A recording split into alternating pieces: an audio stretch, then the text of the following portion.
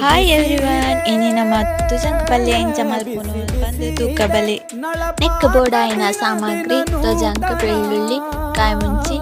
ಬೇವ್ರೆ ನೀರುಳ್ಳಿ ಟೊಮ್ಯಾಟೊ ಬೋಲೆ ಸಾರಾಯಿ ಉಪ್ಪು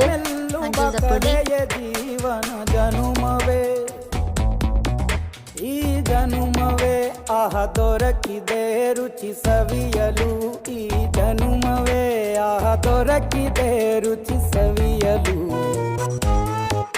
ಈ ಜಗವಿದೆ ನವರಸಗಳ ಉಣಬಡಿಸಲು